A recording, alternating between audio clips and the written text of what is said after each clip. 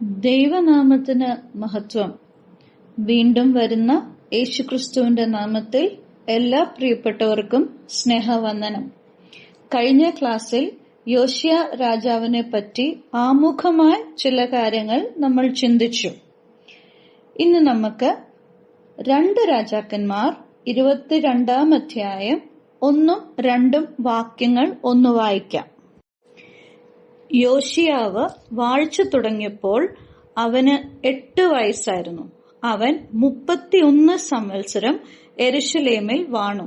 അവന്റെ അമ്മയ്ക്ക് യെദീദ എന്നു പേർ. അവൾ ബോസ്കത്കാരനായ അദായാവിന്റെ മകൾ ആയിരുന്നു. അവൻ യഹോവയ്ക്ക് പ്രസാദമായതുള്ളത് ചെയ്തു.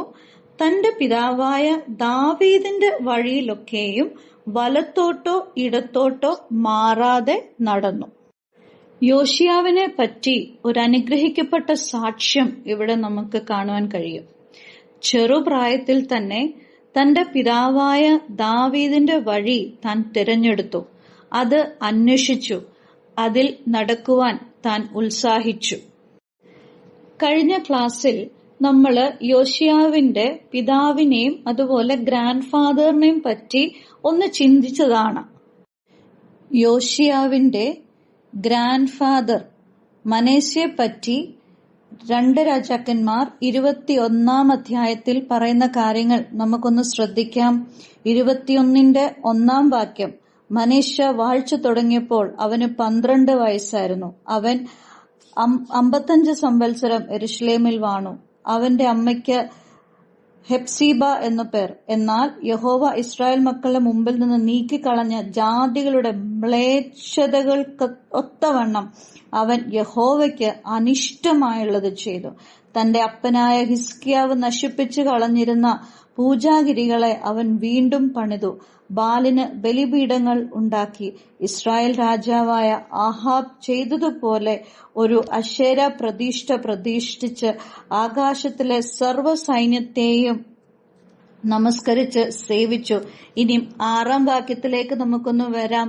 അവൻ തന്റെ മകനെ അഗ്നിപ്രവേശനം ചെയ്യിക്കുകയും മുഹൂർത്തം നോക്കുകയും ആഭിചാരം പ്രയോഗിക്കുകയും വെളിച്ചപ്പാടുകാരോട് ലക്ഷണം പറയുന്നവരെ നിയമിക്കുകയും ചെയ്ത് യഹോവയെ കോപിപ്പിപ്പാൻ തക്കവണ്ണം അവന് അനിഷ്ടമായുള്ളത് പലതും ചെയ്തു. ഇതാണ് മനേശ്ശയെക്കുറിച്ച് പറയുവാനുള്ളത്. മാത്രമല്ല 11-ാം വാക്യത്തില് യഹൂദ രാജാവായ മനശ്ശെ തനിക്ക് മുൻപ് ഉണ്ടായിരുന്ന അമോര്യർ ചെയ്ത സകലത്തെക്കാളും അധികം ദോഷമായി ഈ മ്ലേച്ഛതകൾ പ്രവർത്തിച്ചിരിക്കയാലും തന്റെ വിഗ്രഹങ്ങളെ കൊണ്ട് യഹൂദയെ പാപം ചെയ്യിക്കയാലും. എത്രയോ സങ്കടകരമായ അവസ്ഥ അല്ലെ? ഇനി നമുക്ക് യോശിയ രാജാവിന്റെ പിതാവായ ആമോനെ കുറിച്ച് നമുക്ക് നോക്കാം. 2 രാജാക്കന്മാർ 21-ാം അധ്യായം 21-ാം വാക്യം, തന്റെ അപ്പൻ നടന്ന വഴിയിലൊക്കെയും നടന്നു. തന്റെ അപ്പൻ സേവിച്ച വിഗ്രഹങ്ങളെയും സേവിച്ച് നമസ്കരിച്ചു. അങ്ങനെ അവൻ തന്റെ പിതാക്കന്മാരുടെ ദൈവമായ യഹോവയെ ഉപേക്ഷിച്ച് കളഞ്ഞ് യഹോവയുടെ വഴിയിൽ നടന്നതും ഇല്ല.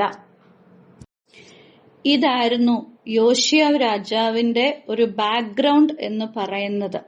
വിഗ്രഹാരാധനയും മാത്രമല്ല, യഹോവയ്ക്ക് അനിഷ്ടമായിട്ടുള്ള പ്രവൃത്തികൾ ഏറ്റവും കൂടുതൽ പ്രാക്ടീസ് ചെയ്യപ്പെട്ട ഒരു കാലഘട്ടത്തിലായിരുന്നു യോശിയാവിന് രാജ്യത്വം ലഭിക്കുന്നത്. എത്രയോ ഭയാനകരമായ അവസ്ഥ. മനേശ്ശയെക്കുറിച്ച് പറയുന്നത് തന്റെ മകനെ അഗ്നിപ്രവേശനം പോലും ചെയ്യിപ്പിച്ച ഒരു രാജാവായിരുന്നു. പക്ഷെ ഇതാ അവരുടെ പിൻതലമുറക്കാരനായ യോശിയ രാജാവ് ഒരു നല്ല തീരുമാനം എടുക്കുന്നു. അവൻ ദൈവത്തെ അന്വേഷിക്കുവാനും ദൈവത്തിന് ഇഷ്ടമായിട്ടുള്ളത് കാര്യങ്ങൾ ചെയ്യുവാനും ദൈവത്തിന്റെ മാർഗത്തിൽ നടക്കുവാനും നിശ്ചയിക്കുന്ന ഒരു യോശിയാവ്. ഇതിന്റെ കാരണം എന്തായിരിക്കും? ചില വേദപണ്ഡിതന്മാർ പറയുന്നത് തന്റെ മാതാവ് തന്നെ ഇൻഫ്ലുവൻസ് ചെയ്തു എന്നാണ്. മാത്രമല്ല ചിലരുടെ അഭിപ്രായം ഹിൽക്യ പുരോഹിതൻ അതുപോലെ യെരമ്യാ പ്രവാചകൻ, സെഫന്യ പ്രവാചകൻ, ഇവര് 3 പേരും തന്റെ ജീവിതത്തിൽ വളരെയേറെ ഇൻഫ്ലുവൻസ് കൊണ്ടുവന്നു. ദൈവിക മാർഗത്തെ പറ്റി തന്നെ ഉപദേശിച്ചു. അത് ഒരു ഇൻഫ്ലുവൻസ് ആയി എന്ന് ചിലർ അഭിപ്രായപ്പെടുന്നു. വേറെ ചിലർ അഭിപ്രായപ്പെടുന്നത് തന്റെ പിതാവിന് നേരിട്ട ആ ദുർവിധി അത് നമുക്ക് 23-ാം വാക്യത്തിൽ വായിക്കാൻ കഴിയും. എന്നാൽ ആമോന്റെ ഭൃത്യന്മാർ അവന്റെ നേരെ കൂട്ടുകെട്ടുണ്ടാക്കി രാജാവിനെ അരമനയിൽ വെച്ച് തന്നെ കൊന്നുകളഞ്ഞു. ഇത് തനിക്കൊരു ഭയനിർദ്ദേശമായി താനത് കാണുകയും അത് തന്റെ ജീവിതത്തിൽ ഒരു മാറ്റം കൊണ്ടുവന്നു എന്ന് ചില വേദപണ്ഡിതന്മാർ അഭിപ്രായപ്പെടുന്നു. എന്തായാലും യോശിയാവ് രാജാവ് എടുത്ത തീരുമാനം അതെത്രോ ശ്രേഷ്ഠകമാണ്. അതുകൊണ്ട് നമ്മുടെ ബാക്ക്ഗ്രൗണ്ട് അല്ലെങ്കിൽ സാഹചര്യങ്ങൾ, ചുറ്റുപാടുകൾ എന്തുമായിക്കോട്ടെ, കർത്താവിലുള്ള വിശ്വാസത്തിനോ അല്ലെങ്കിൽ അവനിൽ ആശ്രയിക്കുന്നതിനോ ഒന്നും തടസ്സമല്ല. വേദപുസ്തകത്തിൽ ഇനിയും അനേക ഉദാഹരണങ്ങൾ ഇതിനെപ്പറ്റി നമുക്ക് കാണുവാൻ കഴിയും.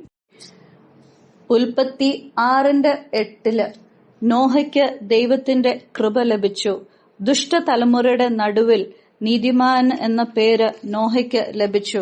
അതുപോലെ ദാനിയേൽ 1:8 നമുക്ക് കാണാൻ കഴിയുന്നത് ദാനിയേൽ രാജാവിന്റെ ഭക്ഷണം കഴിച്ച് തന്നെത്താൻ അശുദ്ധനാക്കുവാൻ താൻ ഇടയായില്ല എന്ന് നമുക്ക് കാണുവാൻ സാധിക്കും.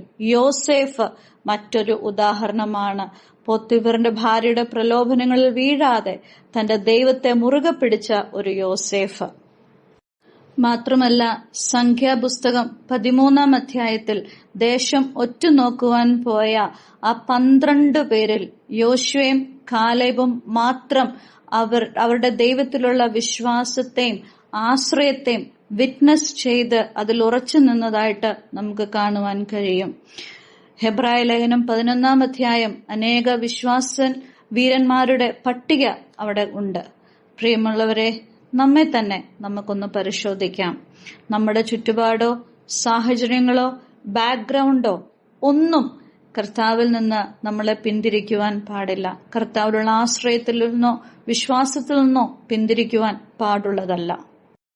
കർത്താവിന്റെ ദാസൻ സ്പാഫോർഡ് പാടിയതുപോലെ, when peace like a river attendeth my way, when sorrows like sea billows roll, it is well with my soul.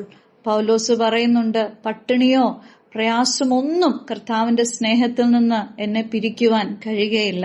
പ്രിയമുള്ളവരെ, നമ്മളെ തന്നെ ഒന്ന് ശോധന ചെയ്യാം. മുൻപേ അവന്റെ രാജ്യവും നീതിയും അന്വേഷിച്ച് അവനെ മാത്രം സേവിച്ച് അവനുള്ള ആശ്രയത്തിൽ മുൻപോട്ട് പോകുവാൻ വലിയവനായ ദൈവം ഈ ചിന്തകളാൽ നമ്മളെ സഹായിക്കുമാറാകട്ടെ.